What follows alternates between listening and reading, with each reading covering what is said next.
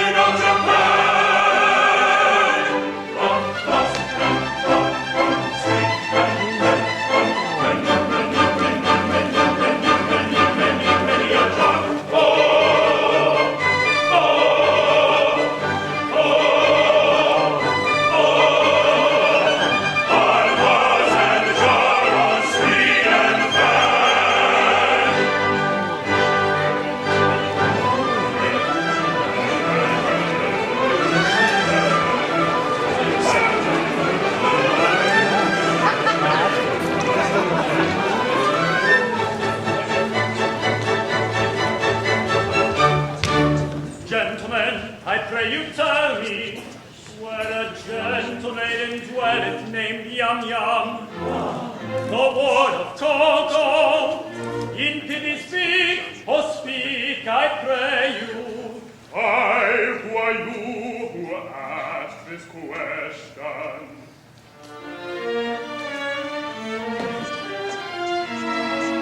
Come, gather round me, and I'll tell you.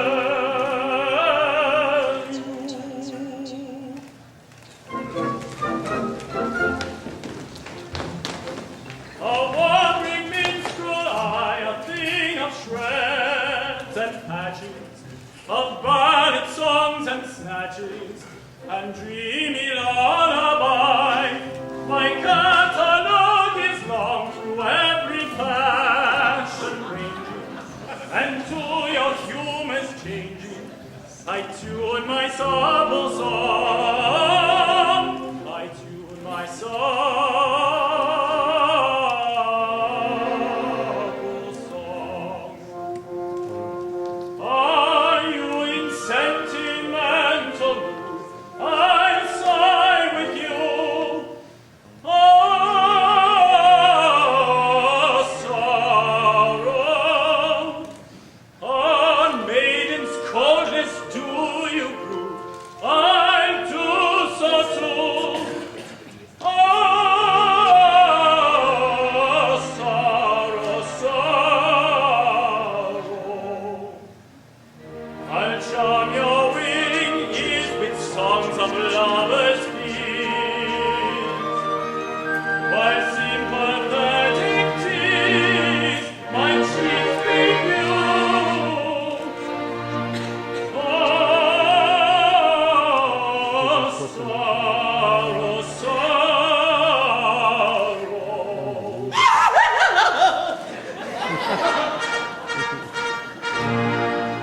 But if patriotic sentiment is wanted, I've patriotic ballads cut and dry. For where a country's banner may be planted, all other local banners are deployed. Our warriors in serried ranks assembled, never quench or make conceal it if they do. And I shouldn't be surprised if nations tremble before the mighty troops of the Tipu. You shouldn't be surprised if nations tremble with the run before the mighty troops of the Tipu. And if you call for a song of the sea, with the east and caps stand round, with the yoke heave ho for the wind is free, her anchors a trip and the helms a lean, hurrah for the homeward bound.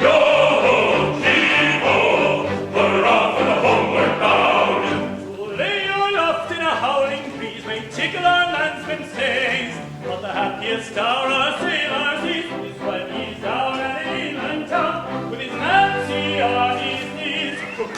Oh, and his arm around her waist. Then let the captain off we go, there's a wind that swings us round. With a yoke heave ho, around we go, hurrah for the homeward bound. With a yoke heave ho, and a rum we go. Yo ho, yo ho, yo ho, yo ho, yo ho, yo ho.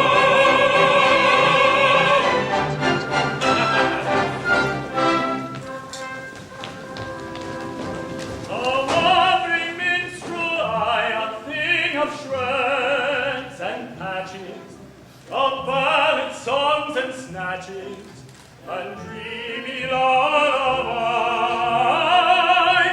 and dreamy lullaby.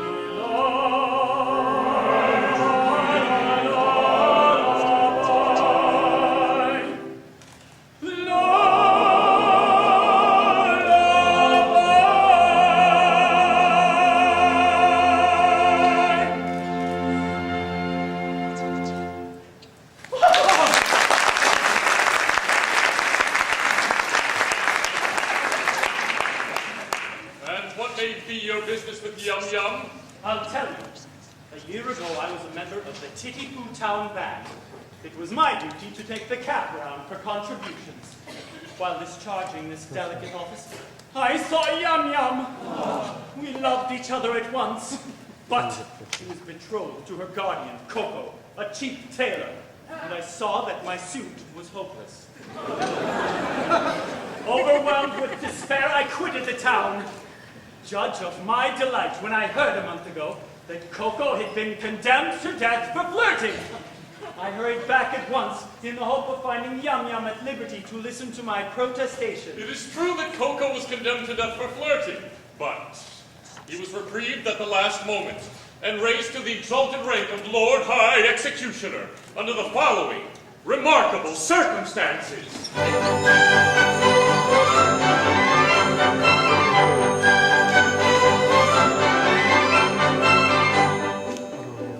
A great Mikado, virtuous man, when he to rule our land began, resolved to try a plan whereby young men might best be steadied. So he decreed in words succinct that all who flirted live or winked, unless connubially linked, should forthwith be beheaded, beheaded, beheaded,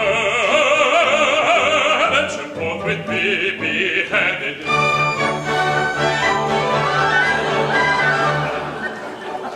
And I expect you all agree that he was right to so decree. And I am right, and you are right, and all is right as right can be. And you are right, and we are right, and all is right as right can be. As right as right can be. All is right can be.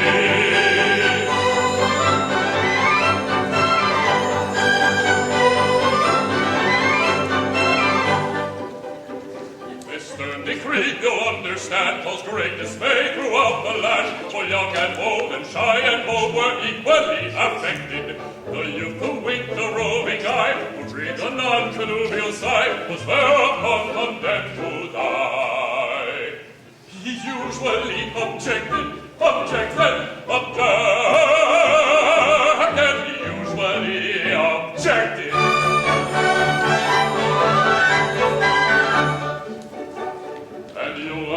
As I expect that he was right to so object. And I am right, and you are right, and everything is quite correct. And you are right, and we are right, and everything is quite correct. And everything is quite correct. All is quite correct.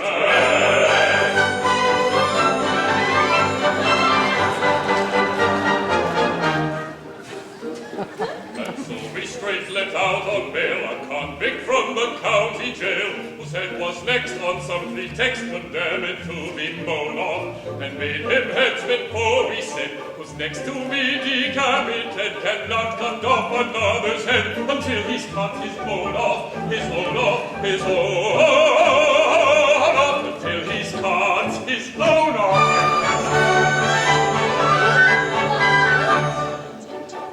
And we are right, I think you'll say, to argue in this kind of way. And I am right, and you are right, and all is right, to lure away. You are right, and we are right, and all is right, to lure away. And I am right, and you are right, and all is right.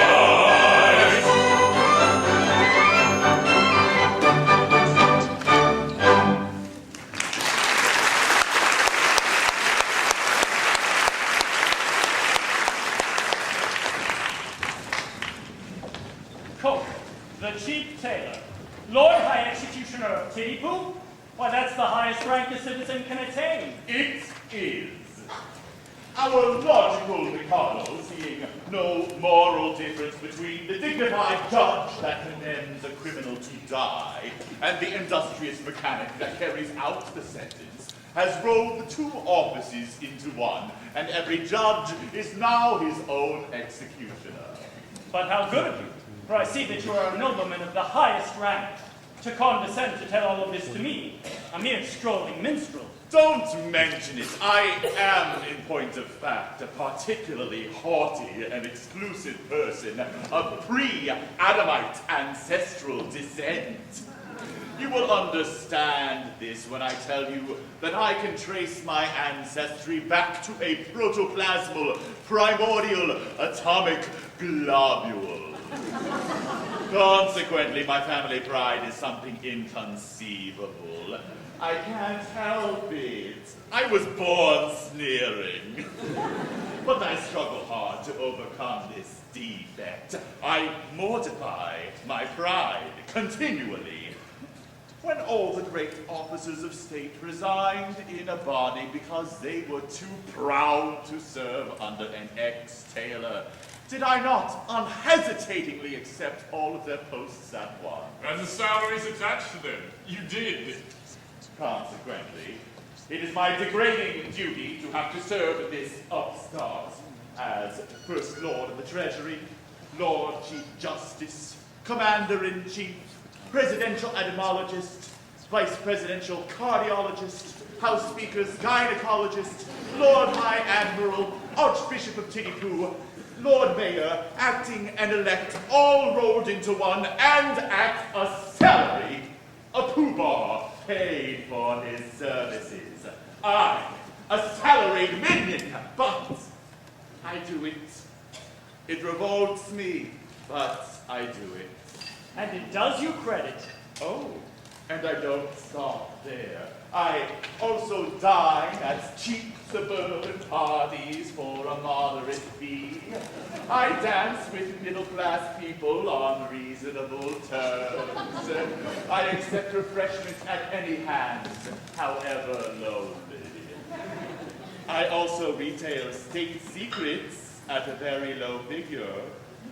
For instance, any further information about Yum Yum would come under the head of state secrets.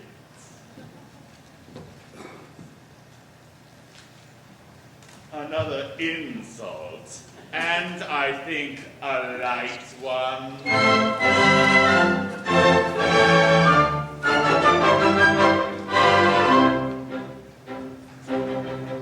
Young man is fair, likewise so too. Young affair, you must not woo. It will not do. I'm sorry for you. You very perfect ablutioner. This fairy tale from school, Yum Yum, Will went away and homeward come with beaten drum and a rum-tum-tum to wed the Lord High Executioner. And the brass will crash and the trumpet bray and the cut will dash on their wedding day. She'll toddle away as Oliver with the Lord High Executioner. And the brass will crash, and the trumpets play, and the cut will dash on their wedding day. She'll toddle away as Oliver with the Lord High Executioner.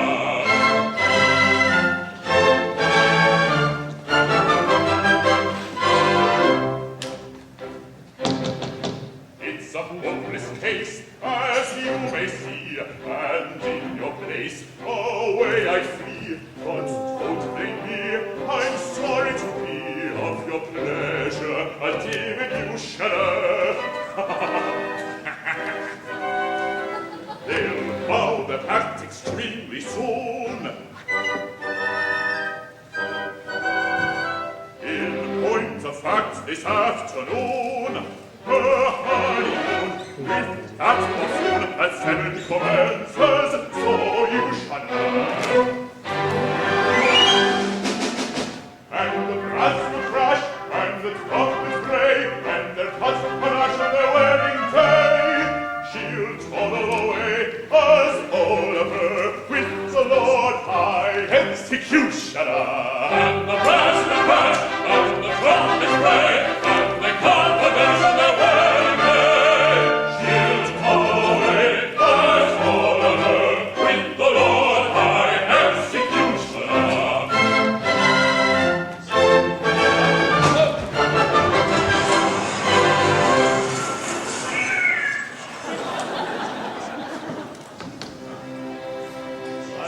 I journeyed for a month, or nearly, to learn that Yum Yum, my love so dearly, this day to Coco is to be united.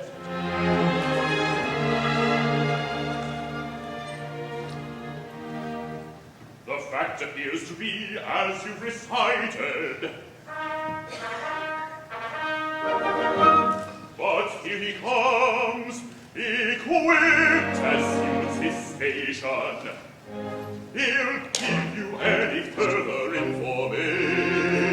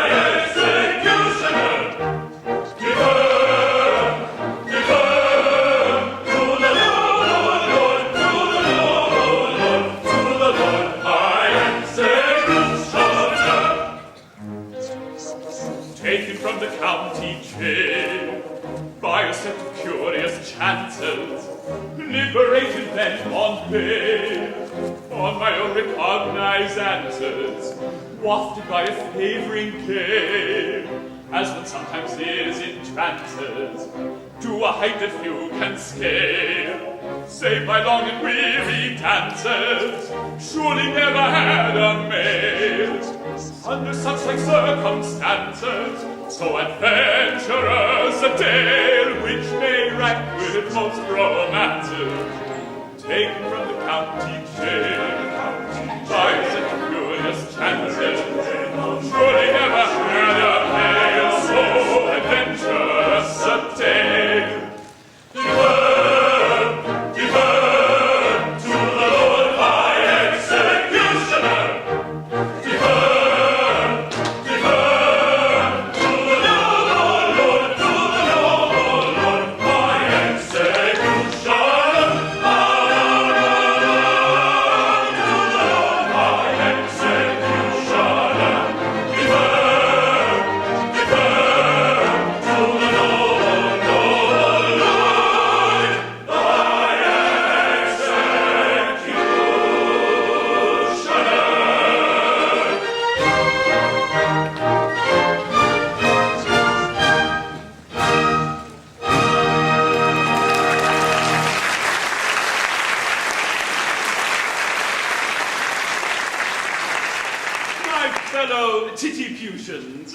I'm much touched by this reception. Down, please. Thank you. I can only trust that by strict attention to duty, I shall ensure a continuance of those favors which it has ever been my study to deserve.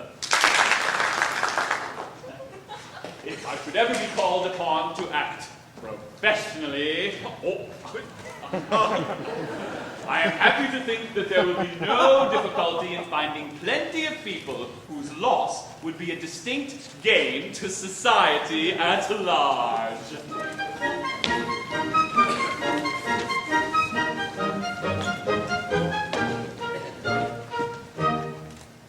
As someday it may happen that a victim must be found, I've got a little list of society offenders who might well be underground and who never would be missed, There's the pestilential nuisances who write for autographs, all persons who have flabby hands and irritating laughs, all persons who are skinny but who ask if they look fat, all persons who in shaking hands shake hands with you like that, and all third persons who on spoiling tete-a-tetes insist. May none of them be missed. May none of them be missed. He's got them on the list. He's got them on the list. and they'll none of them be missed. They'll none of them be missed. There's the orchestra musician who can never get it right, the second oboist. I've got him on the list. And the people in the audience whose cell phones ring all night, they'd none of them be missed. They'd none of them be missed. Conductors with beat patterns that you cannot understand. Directors who make singers sing while standing on their hands. Sopranos with their diva dogs, now isn't that absurd? And tenors with bad diction where you cannot hear a word. And the very worst of all of them, the coach accompanist. I don't think she'd be missed. I'm sure she'd not be missed. He's got them on the list. He's got them on the list, and they'll none of them be missed. They'll none of them be missed. There's the pundits and the talking heads who tell you what to think. The op-ed columnist, I've got him on the list. And the bloggers on the internet who try to raise a stink, but who never would be missed. They never would be missed. And the presidential candidates who all say vote for me. The Democrats have funny names, Barack and Hillary. Republicans have got some too, like Rudy, Newt, and Pitt. But as for who the winner is, well, I don't give a darn. They disagree on everything, but what they share is this. They'd none of them be missed. They'd none of them be missed. You may put them on the list. You may put them on the list, and they'll none of them be missed. They'll none of them be missed.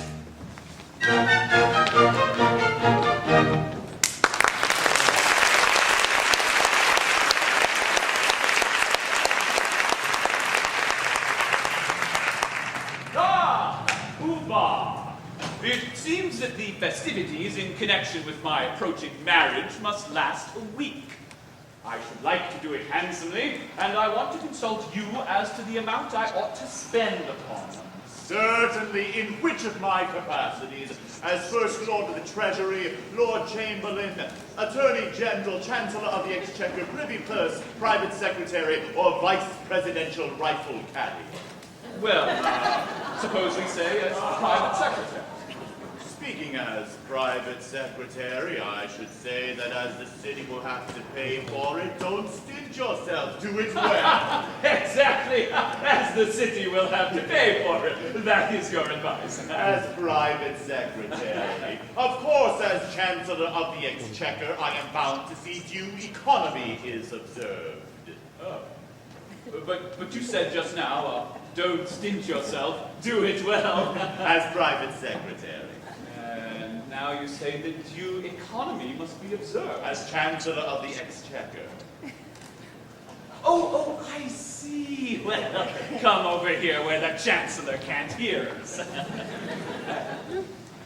Now, as my solicitor, how do you advise me to deal with this difficulty? Oh, as your solicitor, I should have no hesitation in saying chances. Thank you.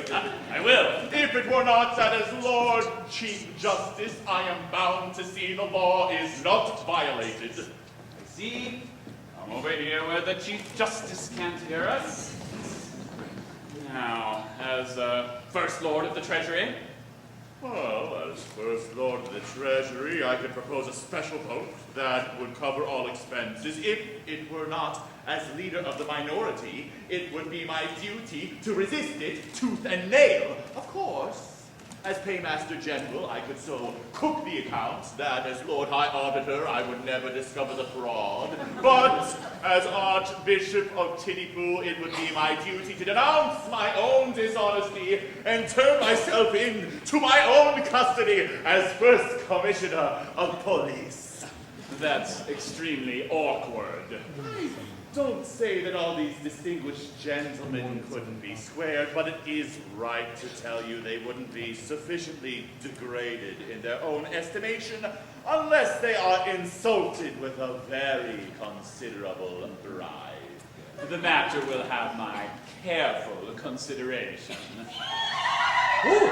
But my bride and her sisters approach, and any little compliment on your part, such as an abject grovel in characteristic Japanese attitude, would be esteemed a favor. Grovels are extra. Oh, please! No money, no grovel. Hoopah!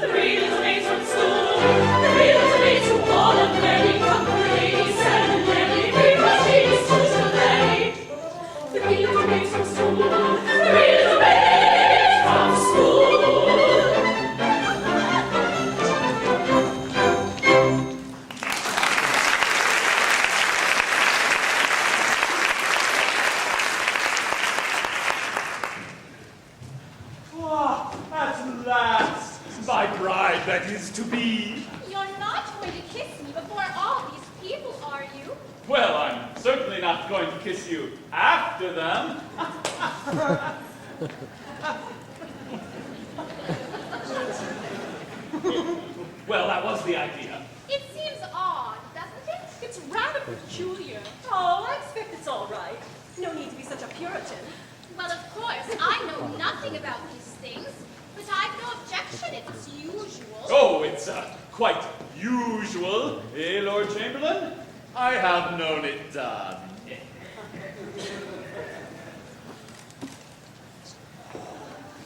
Thank goodness that's over. Mickey!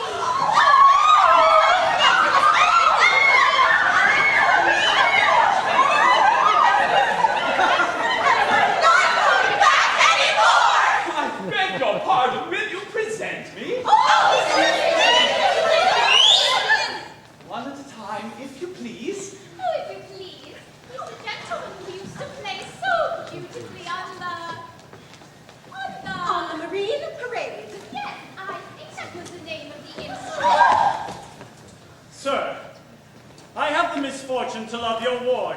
Yum, yum. Oh, I know I deserve your anger. Anger? Well, not a bit, my boy. Why, I love her myself.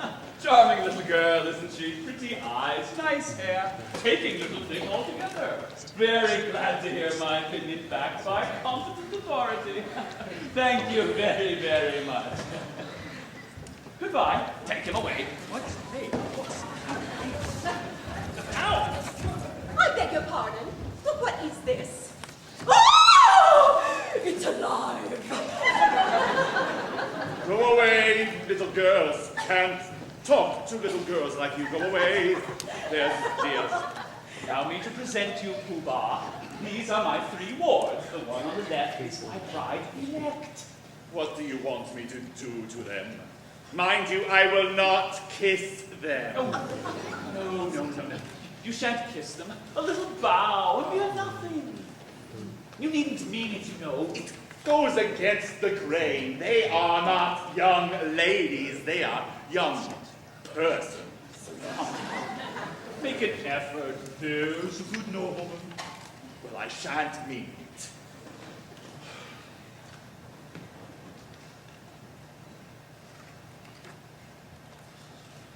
Howdy do, little girls. Howdy do. Oh, my protoplasmal ancestor. Very good. I see nothing to laugh at. It's very painful for me to have to say, howdy do, little girls, howdy do. To young persons. I am not in the habit of saying, howdy do, little girls, howdy do, to anyone under the rank of stockbroker. Don't laugh at him. Can't help it. He's under treatment for it. Never mind them. They don't understand the delicacy of your position. We understand how delicate it is, don't we? I should think we did. How a nobleman of your importance can do it at all is something I never can, never shall understand.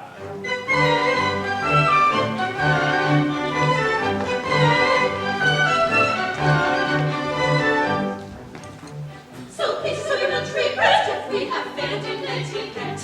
Told what a men are playing so high, we shall know better by and by. But your voice must have its thing, so pardon us, so pardon us. And don't you, girl, let's have this free. Be hard on us, be hard on us. Here in like you dance and sing tra-la-la-la-la-la. For your own voice must have its thing, so pardon us. And just be good, let's have its free. Be hard on us. For your own voice must have its thing, so pardon us. Tra-la-la-la-la-la-la.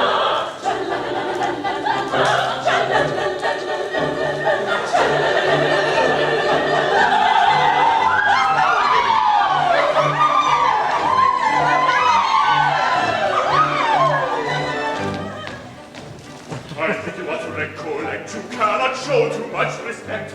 Two was a highly titled view, but nobody does, so why should you? But you manners must have its fling is hard on us, is hard on us. To our prerogative we fling so hard on us, so hard on us. If we decline to dance and sing la la la la la la la la la la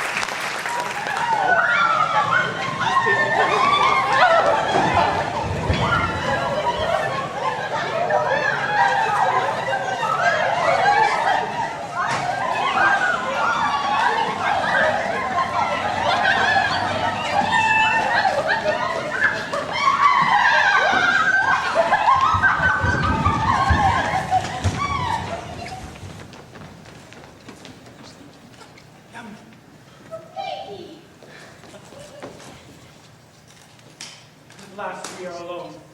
I have sought you night and day for 3 weeks in the belief that your guardian was beheaded. And I find that you are about to be married to him this afternoon. Alas, yes. But you do not love him. Alas, no. Modified rapture. But why do you not refuse him? What good would that do? He's my guardian. He wouldn't let me marry you. But I would wait until you were of age.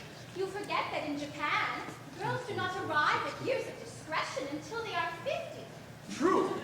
From 17 to 49 are considered years of indiscretion. Besides, a wandering minstrel who plays a wind instrument outside tea houses is hardly the fitting husband for the ward of a Lord High Executioner. But, shall I tell her? Yes, she will not betray me. What if it should prove that after all, I am no musician? There, I was certain of it as soon as I heard you play. What if it should prove that I am no other than the son of His Majesty, the Mikado? The son of the Mikado? But why is your Highness disguised? And what has your Highness done? And will your Highness promise never to do it again? Some years ago, I had the misfortune to captivate Kadishaw, an elderly lady of my father's court. She misconstrued my customary affability into expressions of affection and claimed me in marriage under my father's law. My father, the Lucius Junius Brutus of his race, ordered me to marry her within a week or perish ignominiously on the scaffold. That night, I fled his court, and assuming the disguise of a second trombone, joined the band in which you found me when I had the happiness of seeing you. If you please, I think your Highness had better not come too near. The laws against flirting are excessively severe. But we are quite alone, and nobody can see us. Still, that doesn't make it right. To flirt is capital. It is capital. And we must obey the law. Deuce take the law. I wish it would, but it won't. If it were not for that, how happy we might be. Happy indeed. If it were not for the law, we should now be sitting side by side. Like that. Instead of being obliged to sit half a mile off. Like that. We should be gazing into each other's eyes. Like that. Breathing sighs of unutterable love. Ah, like that. With our arms round each other's waists. Like that. Yes! If it wasn't for the law. If it wasn't for the law. As it is, of course, we couldn't do anything of the kind. Not for worlds. Being engaged to Coco, you know. Being engaged to Coco.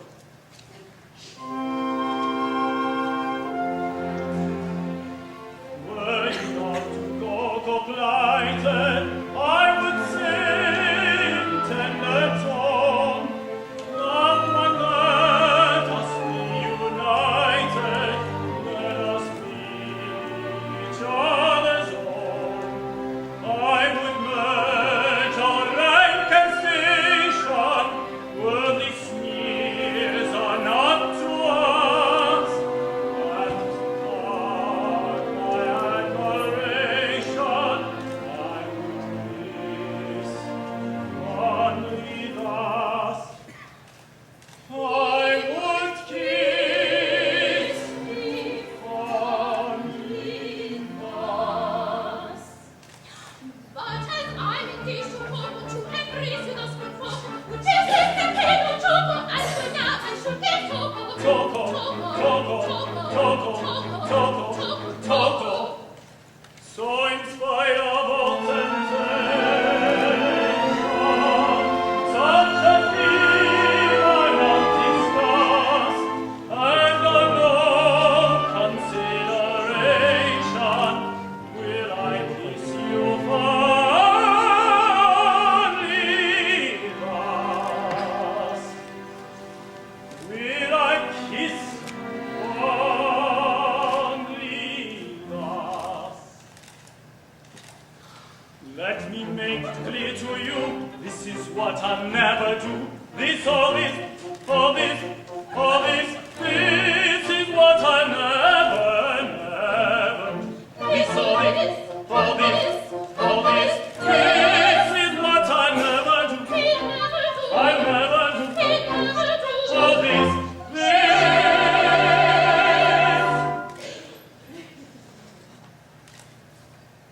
is what I'll never, never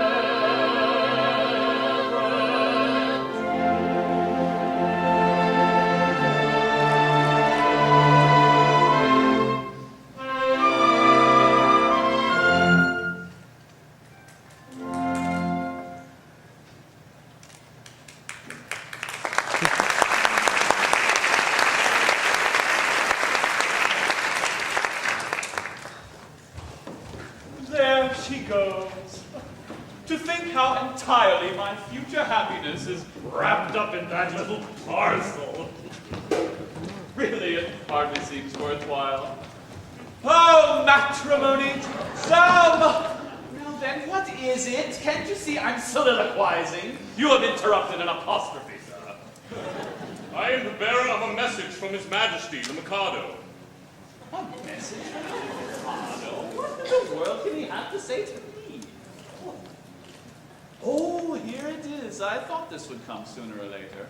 The Mikado is struck by the fact that no executions have taken place in Titipu for a year. Oh, and he decrees that unless someone is beheaded within a month, the post of Lord High Executioner will be abolished, and the city reduced to the rank of a village. But that would involve us all in irretrievable ruin. Yes. There's no help for it. I shall have to execute someone at once. The only question is, who shall it be? Well, it seems unkind to say so, but as you're already under sentence of death for flirting, everything seems to point to you. To me? What are you talking about? I can't execute myself. Why not? Why not? Why not? Well, because, in the first place, self-decapitation is an extremely difficult, not to mention dangerous thing to attempt. And, in the second place, it's suicide. And suicide is a capital offense. That is so, no doubt. We might reserve that point. True, it might be argued 6 months hence in front of the full court. Besides, I don't see how a man can cut off his own head. A man might try. Even if you only succeeded in cutting it half off, that would be something. It would be taken as an earnest of your desire to comply with the imperial will. Oh, no, pardon me, but there I am adamant.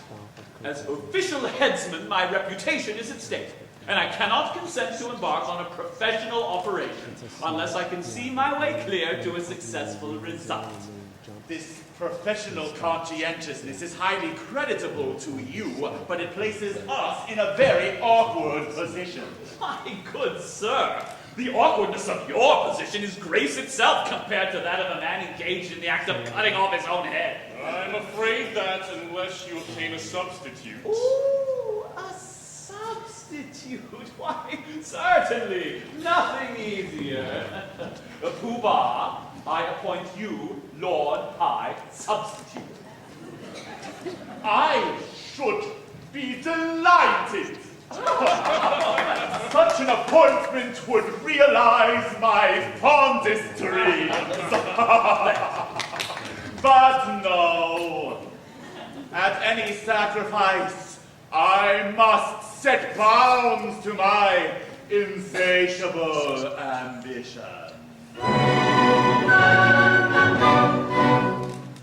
I am so proud, if I allowed my family pride to be my guide. I volunteer to quit this sphere instead of you in a minute or two. But family pride must be denied and set aside and mortified and mortified.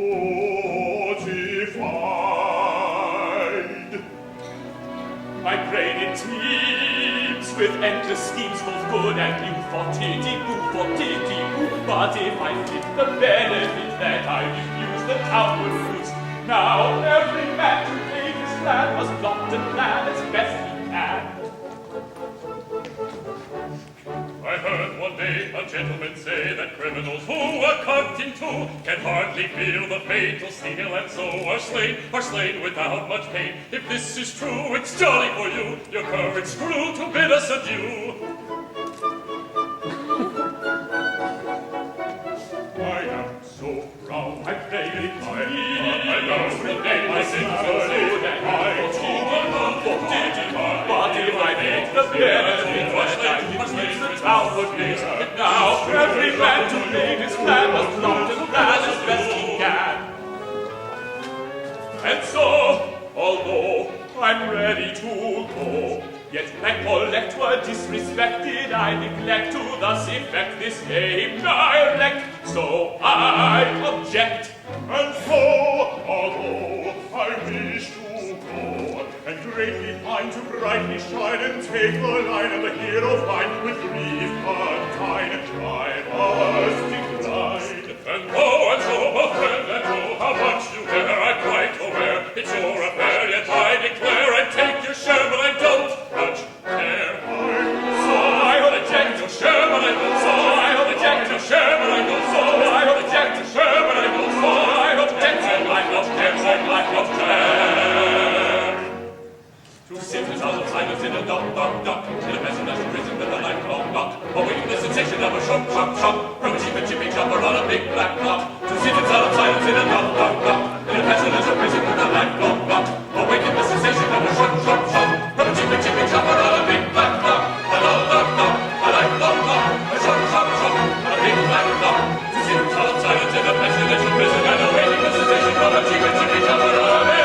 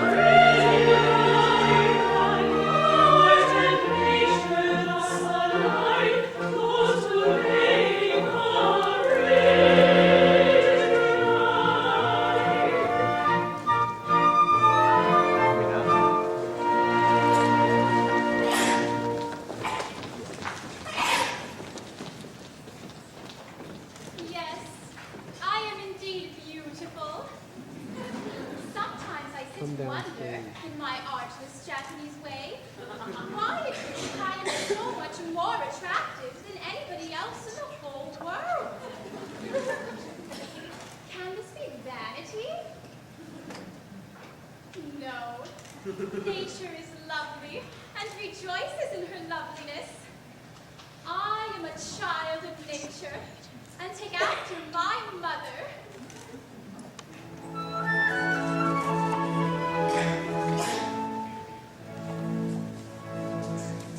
The sun whose rays are on a blaze with ever-living glory does not deny his majesty. He scorns to tell a story. He don't exclaim and blush for shame, so kindly be indulgent. But fierce and bold in fiery gold, he glories all effulgent.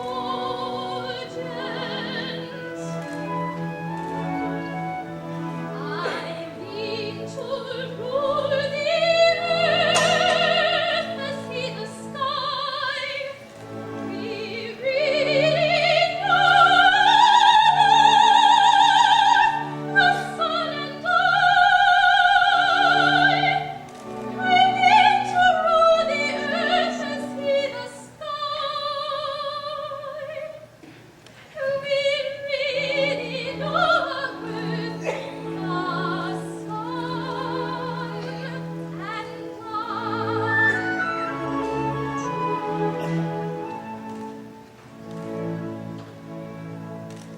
Unto his flame that placid day, the moon's celestial highness. There's not a trace upon her face of diffidence or shyness. She followeth night and through the night, and kindly all acclaim her. And truth to tell, she lights up well, so I for one don't blame her.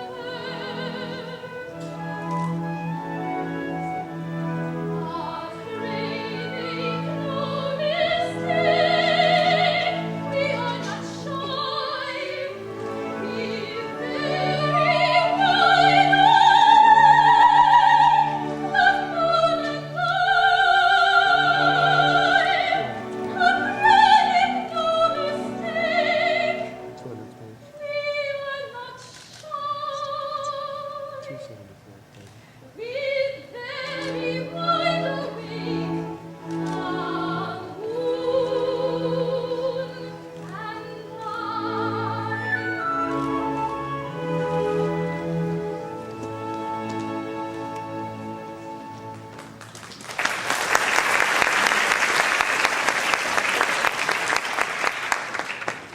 Yes, everything seems to smile upon me. I am to be married today to the man I love best, and I believe I'm the very happiest girl in Japan. The happiest girl indeed, for she is indeed to be envied who's attained to happiness in all but perfection. In all but perfection? Well, dear, it can't be denied that the fact that your husband is to be beheaded in a month is a kind of a drawback. You know, just seem to take the top off it. I don't know about that. It all depends. At all events, he will find it a drawback. Not necessarily. Bless you. It all depends. I find it very indelicate of you to refer to such a subject on such a day. If my married happiness is to be Cut short. well, cut short in that. Can't you let me forget?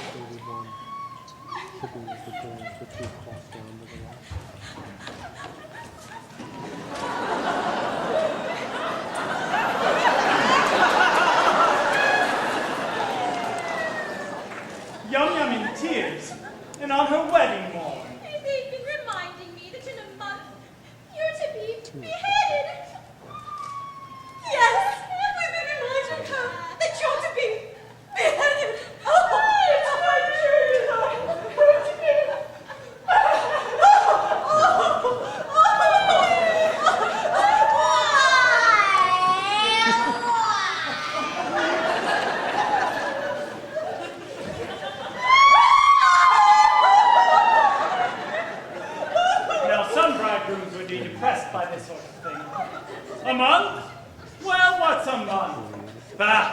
divisions of time are purely arbitrary. Well, who says 24 hours make a day? There's a popular impression to that effect. Then we'll efface it. We'll call each second a minute, each minute an hour, each hour a day, and each day a year. Well, at that rate, we've about 30 years of married happiness before us. And at that rate, this interview has already lasted 4 hours and 3/4. Yes, how time flies when one is thoroughly enjoying oneself. That's the way to look at it. Don't let's be downhearted. There's a silver lining to every cloud. Certainly. Let's be perfectly happy. By all means, let's thoroughly enjoy ourselves. It's absurd to cry.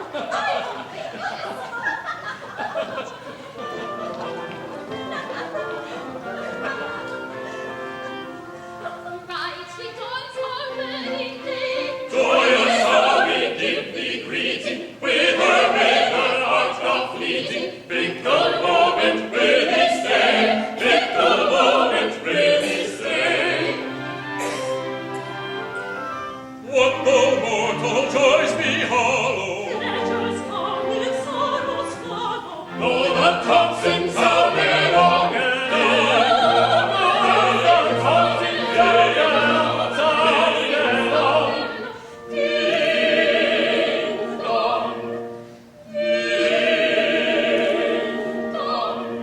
yet until the shadows fall over one and over all.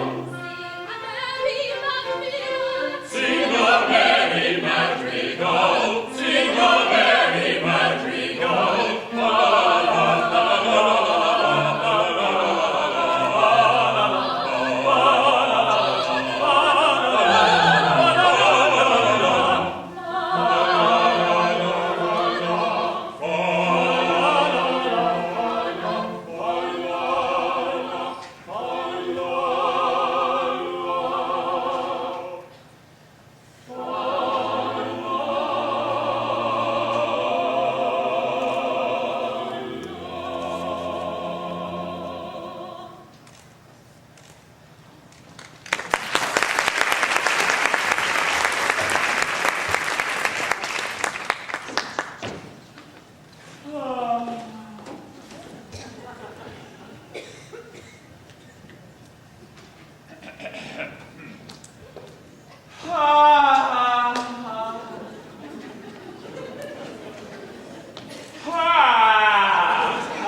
Oh, don't mind me. I'm afraid we're distressing you. No, I must get used to it. Only, please do it by degrees. Begin by placing your arm around her waist. Thank you. Let me get used to that first. Oh, wouldn't you like to retire? It must pain you to see us so affectionate together. No, I must learn to bear it. Now, oblige me by allowing her head to rest upon your shoulder. Like that. Much obliged to you. Now, kiss her. Thank you. Oh, it's simple torture. Come on, there, Bob. After all, it's only for a month. No. There's no use deluding oneself with false hopes. What do you mean? My child, my poor child. How shall I break it to her? My little bride that was to have been. Was to have been? Yes, you can never be mine. I'm so glad. I just ascertained that by the Mikado's law, when a married man is beheaded, his wife is buried alive. Buried alive? Buried alive. It's a most unpleasant death. But who did you get that from? From Pooh-Bah, he's my solicitor. But he may be mistaken. So I thought. So I consulted the Lord Chief Justice, the Attorney General, the District Attorney, the President of the Federalist Society, and the Lord Chancellor. They're all of the same opinion. Never knew such unanimity on a point of law in my life. But stop a bit. This law has never been put in force. Not yet. You see, flirting is the only crime punishable by decapitation, and married men never flirt. Of course they don't. I quite forgot that. Well, I suppose I may take it that my dream of happiness is at an end. Darling, I don't want to appear selfish, and I love you with all of my heart. I don't suppose I shall ever love anybody else half as much. But when I agreed to marry you, my own, I had no idea, sweet pea, that I should have to be buried alive in a month. Nor I. It's the very first I've heard of it. It makes a difference, doesn't it? It does make a difference, of course. You see, burial alive, it's such a stuffy death. I call it a beast of a death. You see my difficulty, don't you? Yes, and I see my own. If I insist on your carrying out your promise, I doom you to a hideous death. If I release you, you marry Coco at once.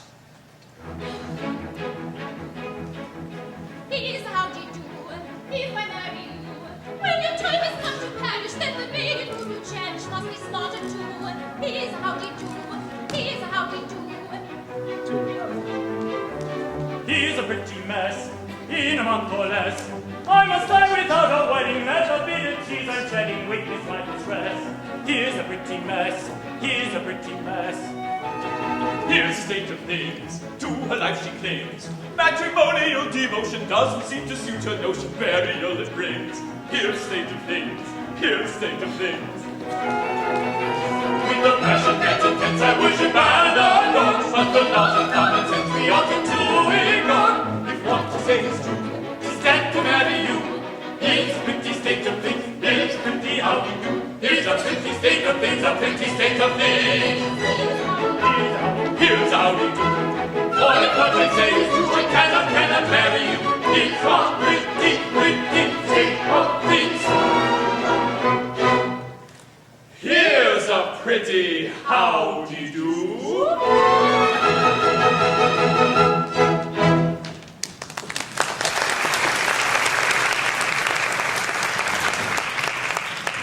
My poor boy, I'm really very sorry for you. Thanks, old fellow. I'm sure you are. You see, I'm quite helpless. I quite see that. I can conceive nothing more distressing than to have one's marriage broken off at the last moment. But you shall not be disappointed of a wedding. You shall come to mine. It's awfully kind of you, but that's impossible. Why so? Today I die. What? What do you mean? I can't live without Yum Yum. This afternoon I perform the Happy Dispatch. No, pardon me, I can't allow that. Why not? Why, hang it all, you're under contract to die by the hand of the public executioner in a month's time. If you kill yourself now, what's to become of me? What? I shall have to be executed in your place.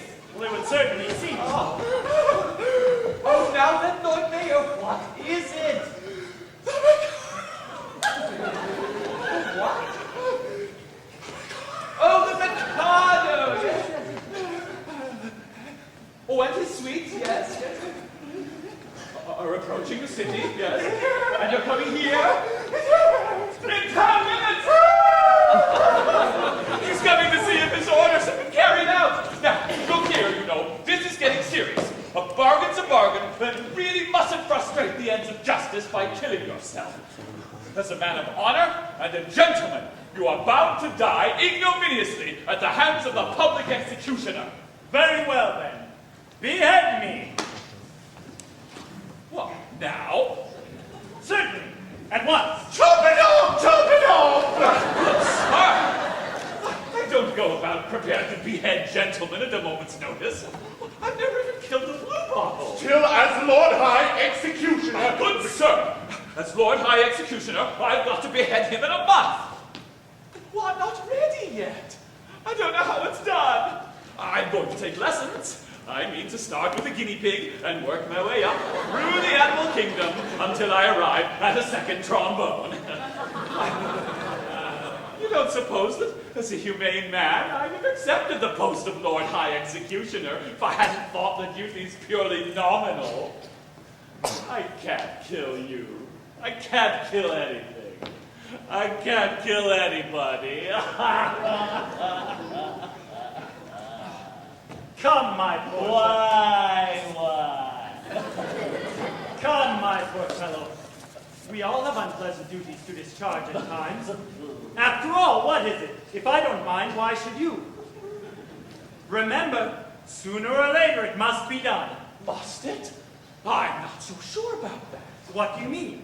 Well, why should I kill you when making an affidavit that you've been executed will do just as well? We have plenty of witnesses. The Lord Chief Justice, Lord High Admiral, Commander-in-Chief, Secretary of State for the Home Department, and First Commissioner of Police. But where are they? There they are. They'll all swear to it, won't you? Am I to understand that all of us high officers of state are required to perjure ourselves for your safety? Why not? You'll be grossly insulted, as usual. Will the insult be cash, credit, or debit? Very well, choose your fiction and I'll endorse it. Mortifying your family pride. Priceless. But I tell you that life without yum-yum Oh, yum, yum, yum, yum. Bother yum, yum. Here, Commissioner, go and fetch yum, yum. Take yum, yum, and marry yum, yum. Only go away and never come back again. Ah, here she is now. Yum, yum, are you particularly busy? Not particular. Oh, you've 5 minutes to spare? Yes. Then go along with His Grace, the Archbishop of Titipu, and he'll marry you at once. To be carried along. Now, don't ask any questions, but do as I tell you, and Yankee Poo will explain all. But no!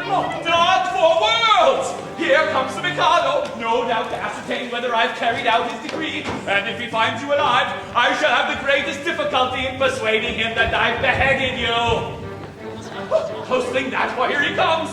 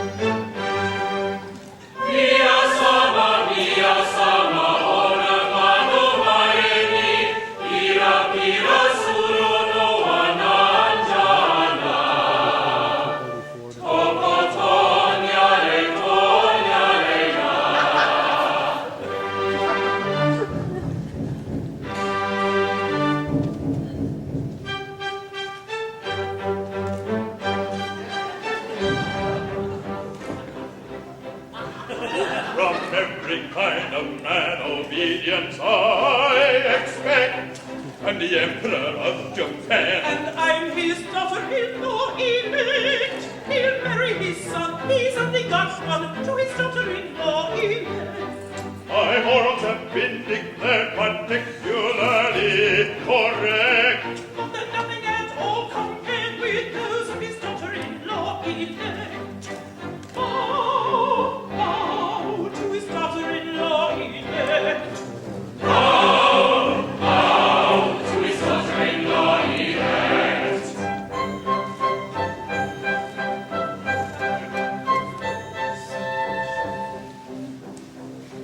In a fatherly kind of way I govern each tribe and sect, all cheerfully own my sway. Except his daughter-in-law elect.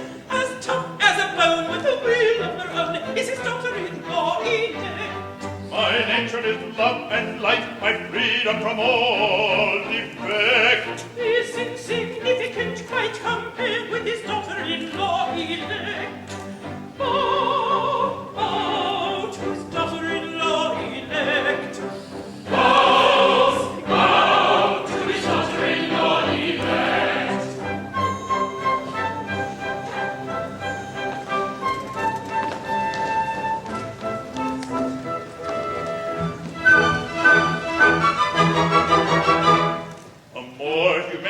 Mikado never did in Japan exist. To nobody's second, I'm certainly reckoned a true philanthropist. It is my very humane endeavor to make to some extent each evil liver a running river of harmless merriment. My optical sublime I shall achieve in time. Let the punishment fit the crime, the punishment fit the crime, and make each prisoner pent, unwillingly represent a source of innocent merriment, of innocent merriment.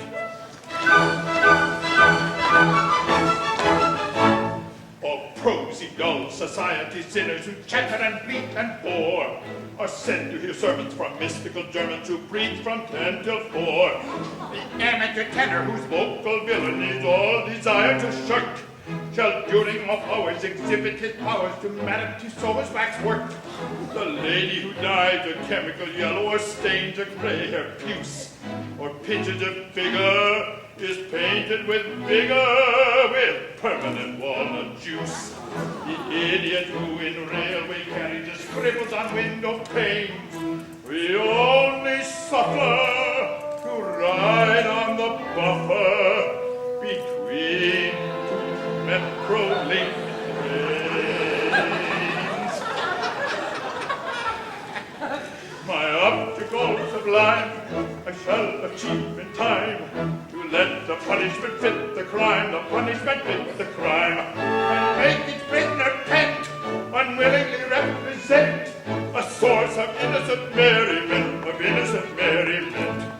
His optical sublime, he will achieve in time to let the punishment fit the crime, the punishment fit the crime, and make each prisoner pent, unwillingly represent a source of innocent merriment, of innocent merriment.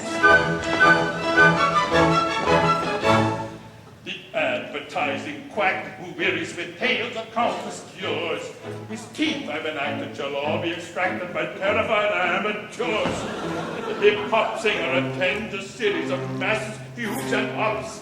My Bach interwoven meets Moore and Beethoven on classical Monday pops. A billiard shark whom anyone catches his doom's extremely hard. He's made to dwell in a dungeon cell on a spot that's always barred. And there he plays extravagant matches in pitless finger stalls on a cloth untrue with a twisted tune and elliptical billiard balls.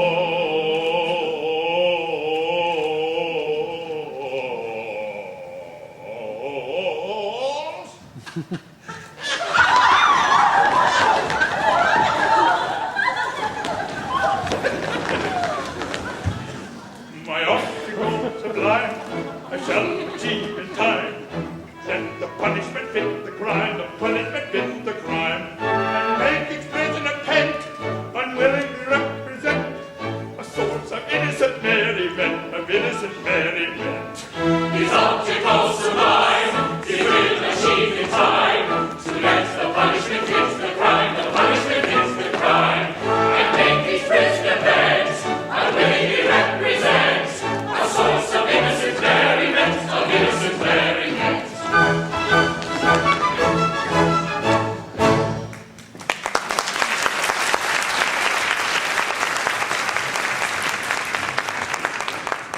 I am honored in being permitted to welcome your majesty. I guess the object of your majesty's visit, your wishes have been attended to. The execution has taken place. Oh, you've had an execution, have you? Yes, the coroner has just handed me his certificate.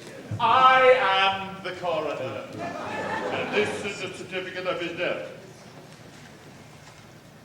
Titty-poo in the presence of the Lord Chancellor, Lord Chief Justice, Attorney General, Secretary of State for the Home Department, Lord Mayor and groom of the second floor front. They were all present, Your Majesty. I counted them myself. Very good house.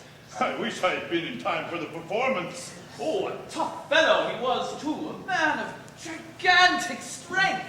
His struggles were terrific. It was really a remarkable scene. Describe it.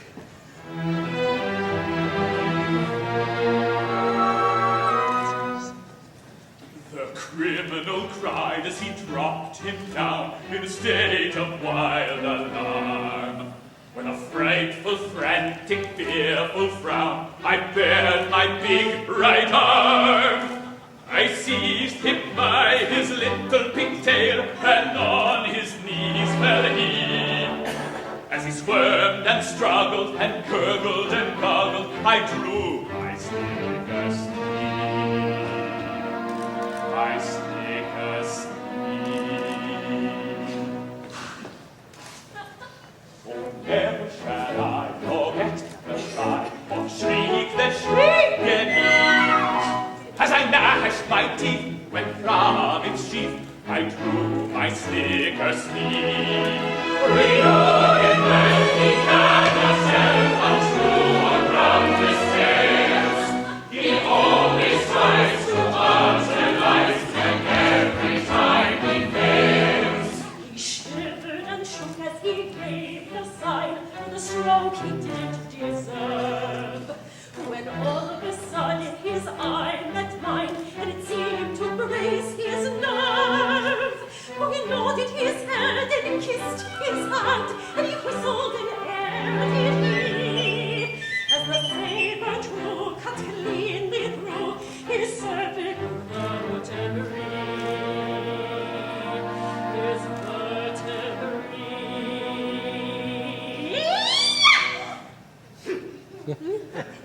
When a man's afraid, a beautiful maid is a serving sight to see. And it's oh, I'm glad that moment sad was soothed by sight of me.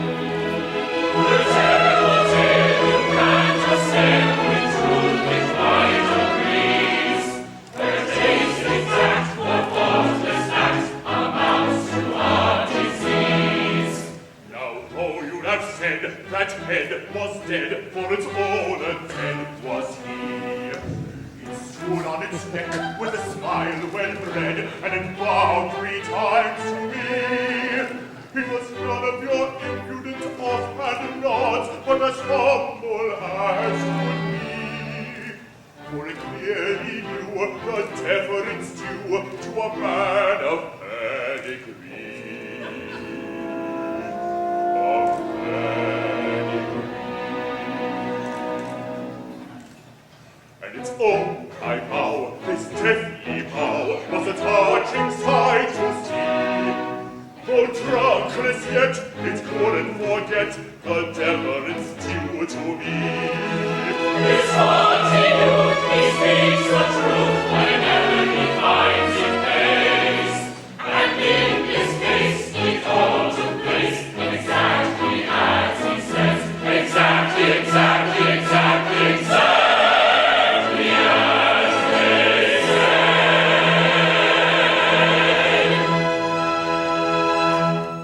All this is very interesting, and I should like to have seen it. But we came about a totally different matter.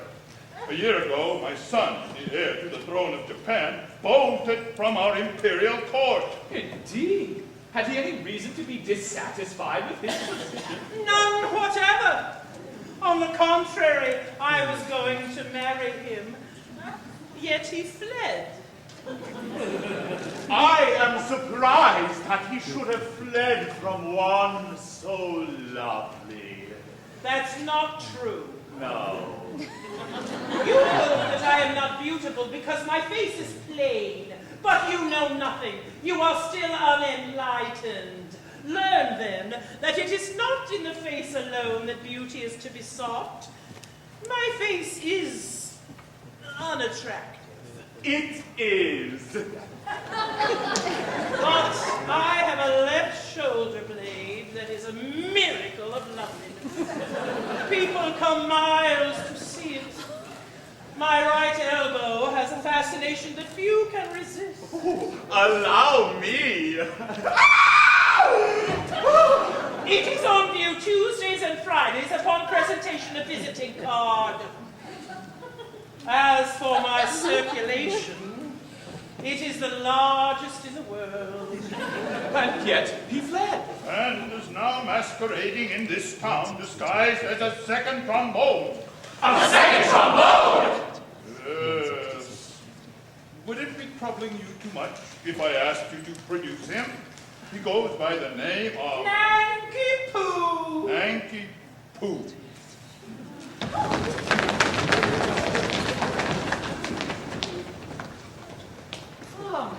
Well, produce him, of course, it's quite easy. That is, it's rather difficult. In point of fact, he's gone abroad. Gone abroad? His address? Kansas City! What's the matter? See here, his name, Nanky Poo, beheaded this morning. Oh, where shall I find another? Where shall I find another? Dear, this is very tiresome. My poor fellow, in your anxiety to carry out my wishes, you have beheaded the heir to the throne of Japan. I beg to offer an unqualified apology. I desire to associate myself with that expression of regret. We really haven't the least notion. Of course you haven't. How could you? Come, my good fellow, don't distress yourself. It was no fault of yours. If a man of exalted rank chooses to disguise himself as a second trombone, he must take the consequences. It really distresses me to see you take on so. I've no doubt he thoroughly deserved all he got. Oh, well, we are infinitely obliged to your majesty. Much obliged, your majesty. Very much obliged, your majesty. Obliged? Not a bit. Don't mention it. How could you tell? Of course we couldn't tell who the gentleman really was. Was it written on his forehead, you know? Oh, it might have been written on his pocket handkerchief, but Japanese don't use pocket handkerchiefs.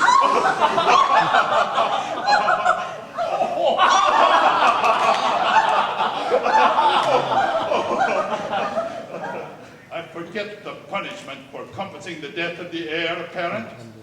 Punishment? Yes, something lingering with boiling oil in it, I fancy. Something of that sort. I think boiling oil occurs in it, but I'm not sure. I know it's something humorous, but lingering with either boiling oil or melted lead. Oh, come, don't fret. I'm not a bit angry. If your majesty will accept our assurance, we had no idea. Of course. I knew nothing about it. I wasn't there. That's the pathetic part of it. Unfortunately, the fool of an act says, compassing the death of the heir apparent. There's not a word about a mistake, or not knowing, or having no notion, or not being there. No. There should be, of course. Yes. But there isn't. That's the slovenly way in which these acts are always drawn. However, cheer up. It'll be all right. I'll have it altered. Next session. Now, let's see. About your execution. Will after luncheon suit you? Can you wait till then? Oh, yes. We can wait till then. Then we'll make it after luncheon. I don't want any lunch. I'm really very sorry for you all, but it's an unjust world, and virtue is triumphant only in theatrical performances.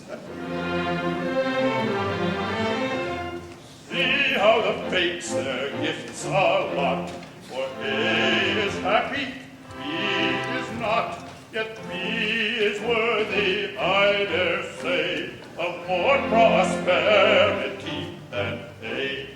Is he more worthy? I should say he's worth a great deal more than A.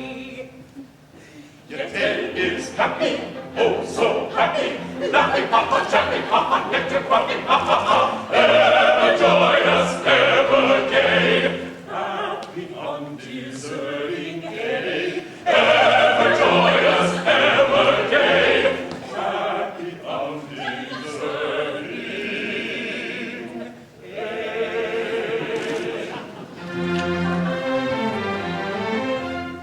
If I were fortune, which I'm not, he should enjoy A's happy lot, and A should die in misery.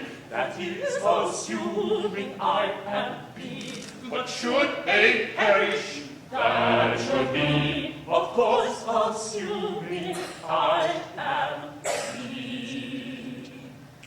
B should be happy, oh so happy, laughing, papa, chapping, papa, nectar, puffing, papa, but condemned to die is he. Wretched meritorious he, but condemned to die is he. Wretched meritorious he.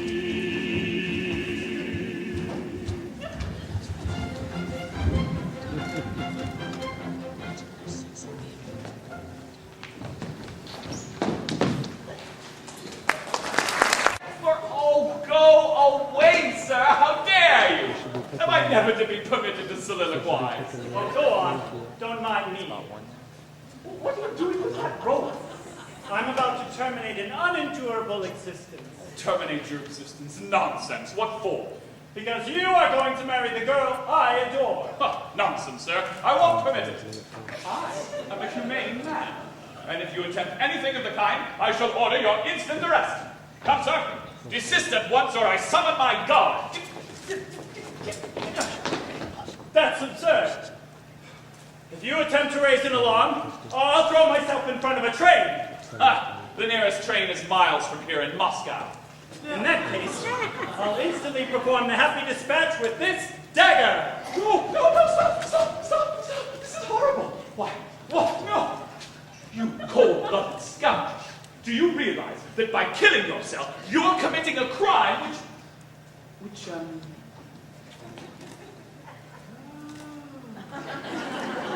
substitute. What's the matter? Is it absolutely certain that you're resolved to die? Absolutely. Will nothing whatever shake your determination? Nothing. Threats, entreaties, prayers, all useless? All. My mind is made up. Well, if you really mean what you say, then you are absolutely resolved to die, and if nothing whatever will shake your determination, don't spoil yourself by committing suicide, but be beheaded handsomely at the hands of the public executioner. Ha! I don't see how that would benefit me. You don't? Observe, you'll have a month to live, and you'll live like a prince at my expense. When the great day comes, there'll be a grand public ceremonial. You'll be the central figure, and no one will attempt to deprive you of that distinction. There'll be bands, parades, dead march, bells tolling, all the girls in tears, young, distracted. Then, when it's all over, general rejoicing and the display of fireworks in the evening. You won't see them, but they'll be there all the same. Do you think Yum Yum would really be distracted at my death? Convinced of it. Bless you. She's the most tender-hearted little creature alive. I should be sorry to cause her pain. Perhaps, after all, if I were to withdraw from Japan and travel in Europe for a couple of years, I might contrive to forget her. I don't think you could forget Yum Yum so easily, and after all, what is more miserable than a love-blighted life? Life without Yum Yum. Why, it seems absurd. And yet there are a good many people in the world who have to endure it. Poor devils, yes. You're right not to be of their number. I won't be of their number. No, Othello! I'll tell you how we'll manage it. Let me marry Yum Yum tomorrow, and in a month you may behead me. No. I draw the line at Yum Yum. Very good. You can draw the line. So can I. Oh, but no. Stop. Be reasonable. How can I consent to your marrying Yum Yum if I'm going to marry her myself? My good friend, She'll be a widow in a month, and you can marry her then. Well, that's true, of course. I quite see that. Oh, but dear me. During the next month, my position will be most unpleasant. Most unpleasant. Not half so unpleasant as my position at the end of it. Yes. Oh, all right. I agree. After all, it's only putting off my own marriage for a month. But you won't prejudice her against me, will you? You see, I've educated her to be my wife. She's been taught to regard me as a wise and a good man. I shouldn't like her views on that point disturbed. Trust me, she shall never learn the truth from me.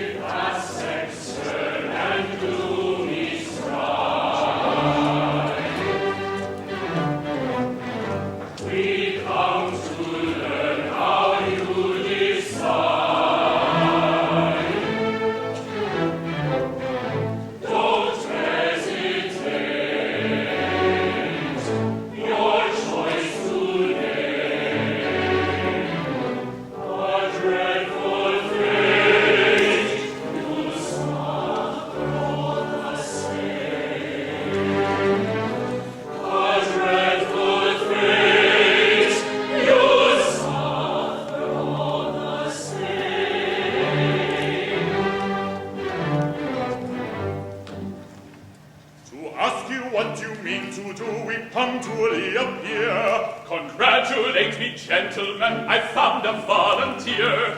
The Japanese equivalent of here. 'Tis Nenki-Poo. Hail Nenki-Poo. I think he'll do. Yes, he'll do. He yields his life if I young surrender. Now I adore that girl with passion tender, and could not yield her with a ready will, or her a lot, if I did not adore myself with passion tender still, with passion tender still. Oh, yes, he loves himself with passion tender still. Take her, she's yours.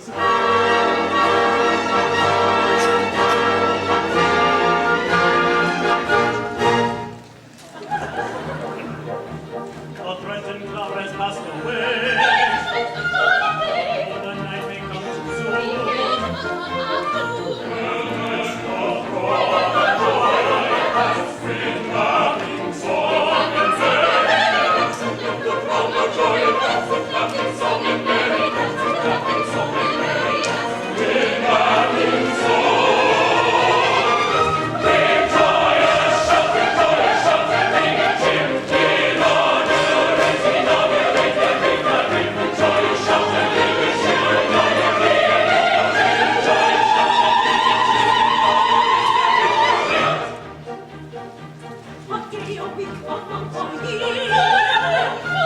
Like eventide comes much too soon. When there's the throng of joy, that's with loving song and merry. Throng of joy, song and merry. Song and merry, that's with loving song. Rejoice, shout, sing and cheer. In honor, in honor, rejoice, shout, sing and cheer.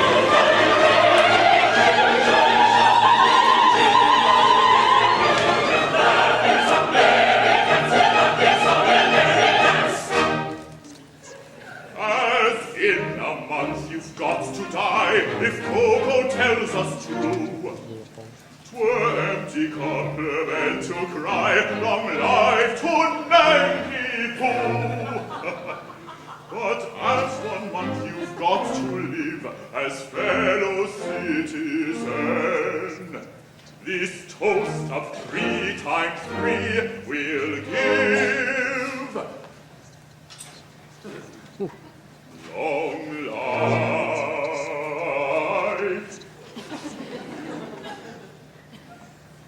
Long life.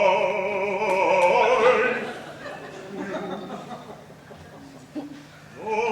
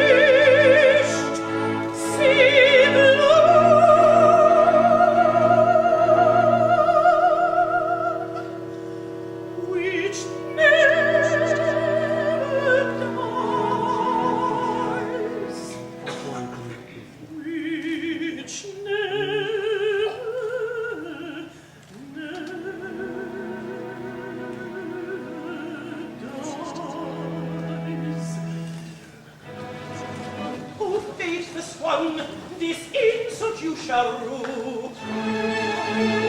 In vain for mercy, on your knees you'll sue. I'll tear the mask from your disguising. Now comes the blow. Prepare yourselves for new surprising. I'll foil my foe. No minstrel he, despite bravado. I know. He is the son of your. In vain you interrupt with his tornado. He is the only son of your. I'll spoil the King Gambado. He is the son of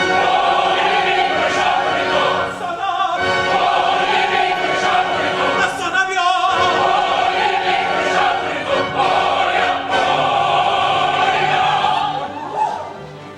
The torrents flow, you tempest out around the moon with lightning round. Do you miss my distance moon? But I shield to overflow. Will he no more the holding clouds, the journey so his righteous crown, the echoes of our festivals rise high up and go around. Prepare for war, ye hearty lords, at once I go, Mikado board. Away you go, let your voice, no pain, no more, indeed it's for cause. I do not heed your dismal sound. Do not heed your dismal sound. My joy reigns everywhere around. Will hear no more, in all they come to join me so, despite your sound. Arise, triumph and triumph. Triumph and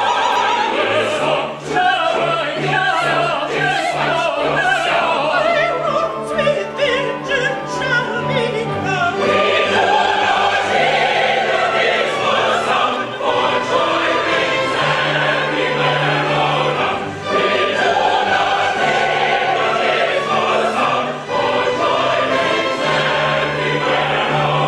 My wrongs with vengeance shall be crowned. My joy reigns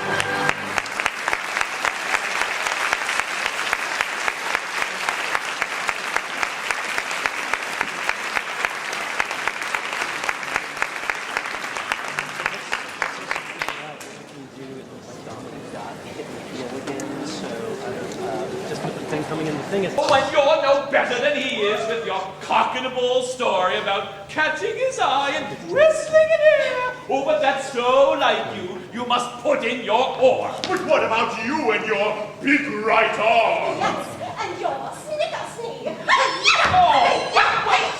Oh, never mind about that now.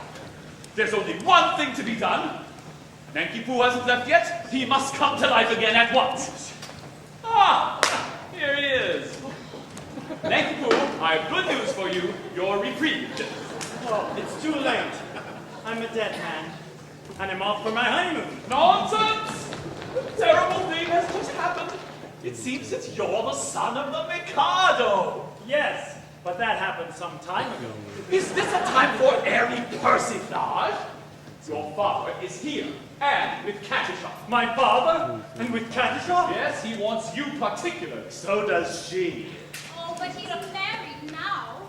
But bless my heart, what has that to do with it? Katisha claims me in marriage, but I can't marry her because I'm married already. Consequently, she will insist on my execution, and if I am executed, my wife will have to be buried alive. You see our difficulty. Yes. I don't know what's to be done. There's one chance for you.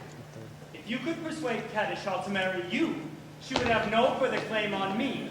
And in that case, I could come to life without any fear of being put to death.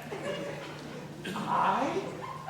Marry Kadisha? I really think it's the only course. Oh, but my good girl, have you seen her? She's something appalling. Oh, that's just her face. She has a left elbow people come miles to see. I have heard that her right heel is much admired by connoisseurs. My good sir, I decline to pin my heart on any lady's right heel. It comes to this. While Kadisha is single, I prefer to be a disembodied spirit. When Kadisha is married, life will be as welcome as the flowers in spring.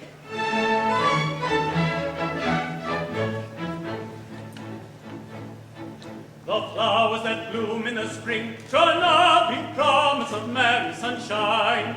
As we merrily dance and we sing, tra-la, we welcome the hope that they bring. Tra-la, a summer of roses and wine, of a summer of roses and wine.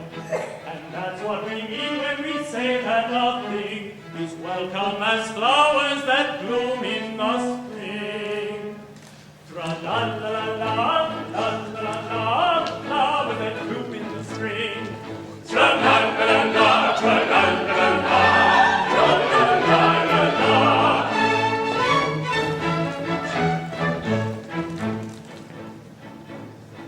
The flowers that bloom in the spring, tra-la, have nothing to do with the case.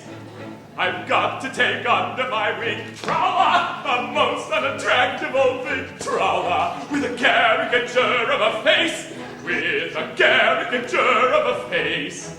And that's what I mean when I say or I see, oh, bother the flowers that bloom in the spring. Tra-la-la-la-la, tra-la-la-la-la, oh, bother the flowers of spring. Tra-la-la-la-la, tra-la-la-la-la, tra-la-la-la-la.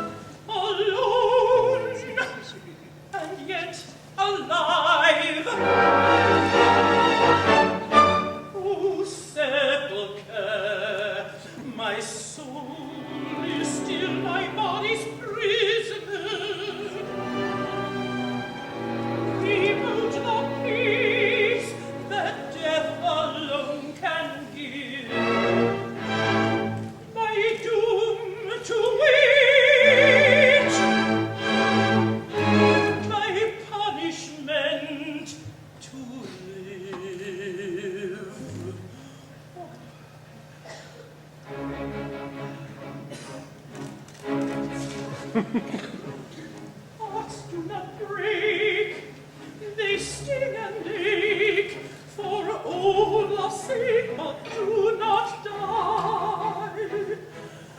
With each breath they long for death, as witnesseth the living eye, the living eye.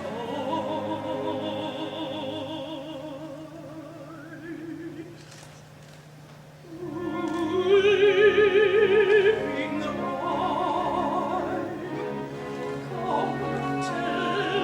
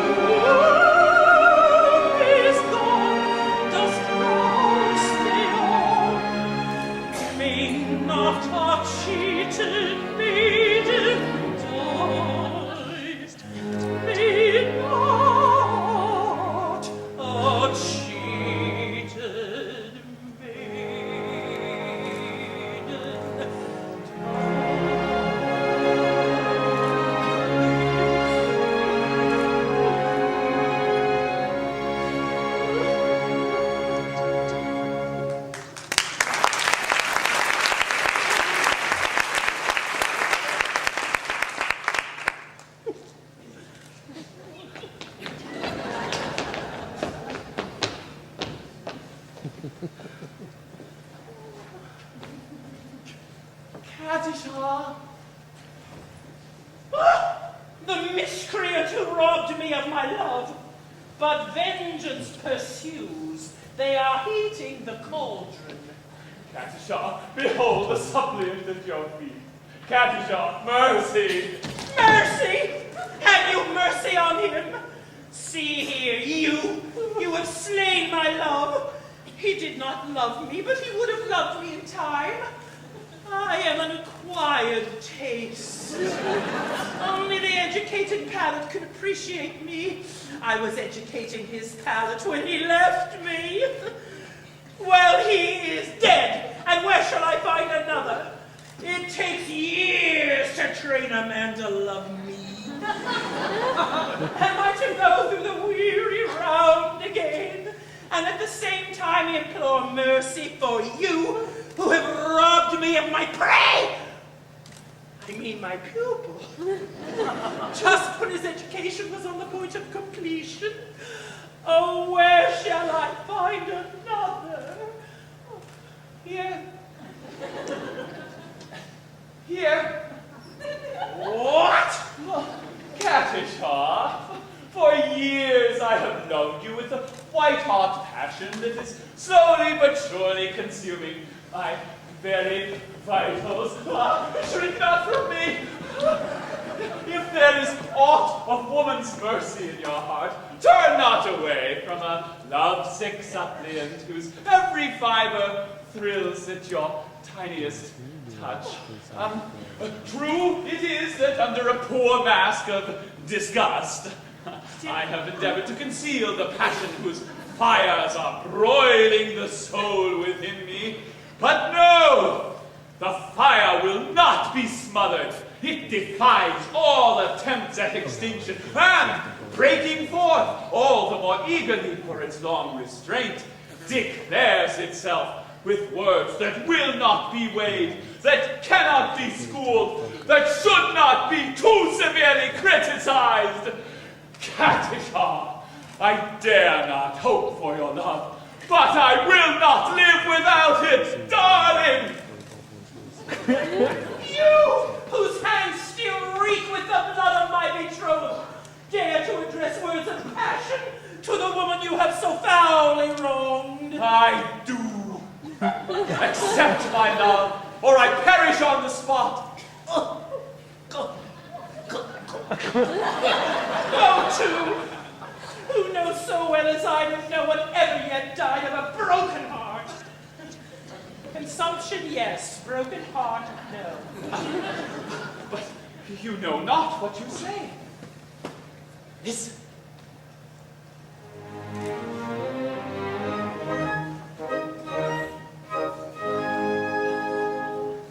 On a tree by a river, a little tomtit sang willow, tit willow, tit willow. And I said to him, Dicky bird, why do you sit singing willow, tit willow, tit willow?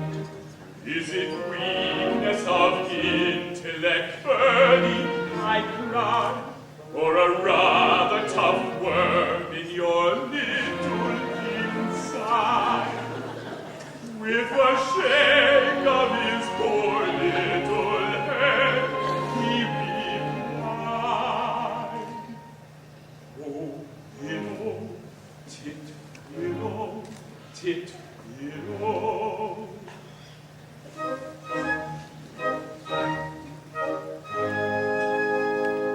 He snapped at his chest as he sat on that bough, singing willow, tit willow, tit willow. And the cold perspiration bespangled his brow. Oh, willow, tit willow, tit willow. Then he sobbed and he sighed, and a gurgle he gave, and he plunged himself into the billowy wave. And an echo arose from the suicide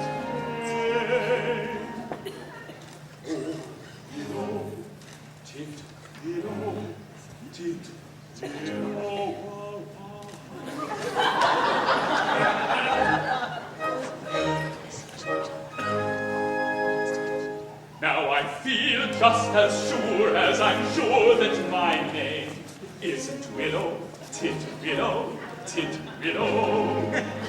That was blighted affection that made him exclaim, oh, Willow, Titwillow, Titwillow. And if you remain callous and obdurate, I shall perish as he did, and you will know why. Though I probably shall not exclaim as I die. Oh, Willow,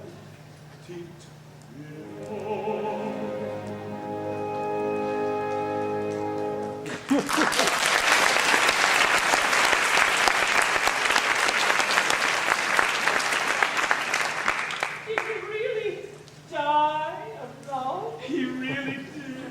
All on account of a cruel little hen? Yes.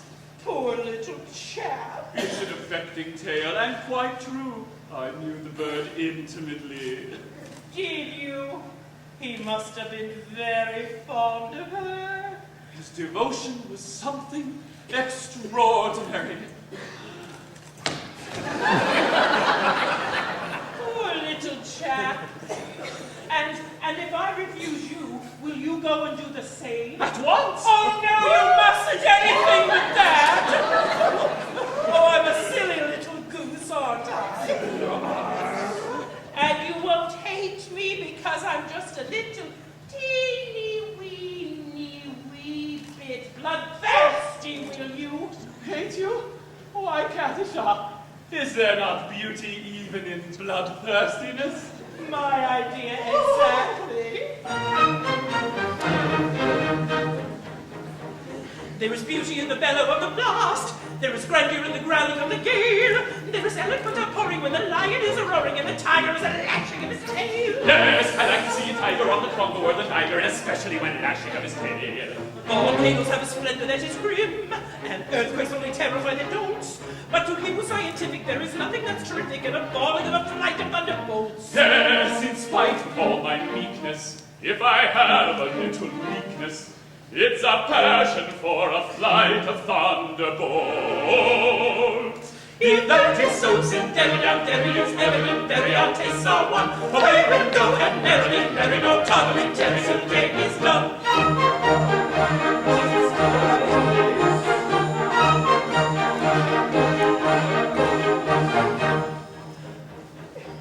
But there is beauty in extreme all day. Do you fancy you are elderly enough? Information and questing on a subject interesting is a maiden all the better when she's tough. Ooh, out of my dominion, it's a general opinion that she'll last a good deal longer when she's tough. Old enough to marry, do you think? Won't wait until you're 80 in the shade. There's a fascination frantic with the ruin that's romantic. Do you think you are sufficiently decayed? That you mention, I have given some attention, and I think I am sufficiently decayed.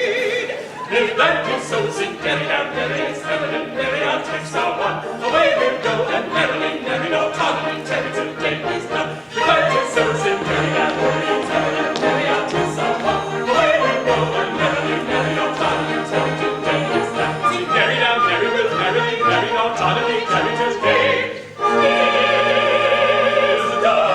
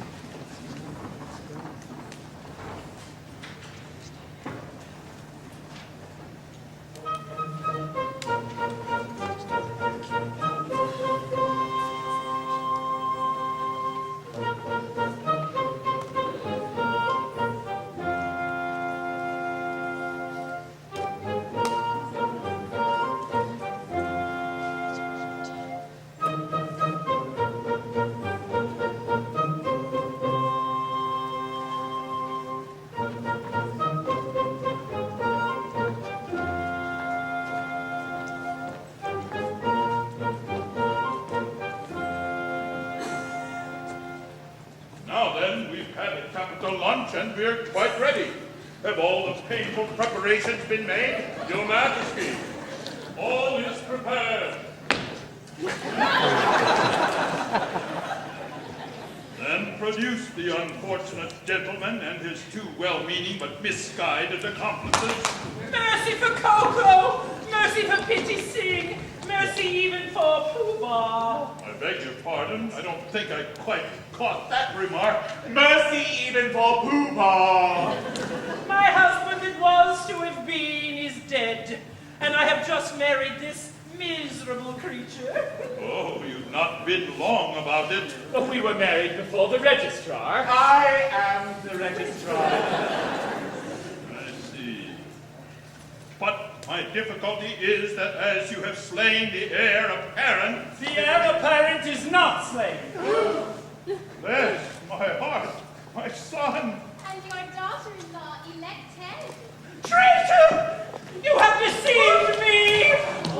Yes, you are entitled to a little explanation, but I think he will give it better whole than in pieces. Your Majesty, it's like this. It's true, I stated that I had killed Nanky Poo. Yes, with most affecting particulars. Merely corroborative detail intended to give artistic verisimilitude to a bald... Will you refrain from putting in your oar? It's like this. When your Majesty says, let a thing be done, that thing is as good as done. Practically, it is done because your Majesty's will is law. Your Majesty says, kill a gentleman, and the gentleman is told off to be killed. Consequently, that gentleman is as good as dead. Practically, he is dead. And if he is dead, why not say so? I see.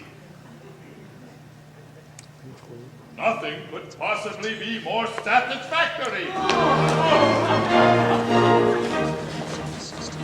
For he's gone and now he's young done. Your England preparing for all will be very I think you had better sit calm. And join our expressions of On this subject I pray you be dumb.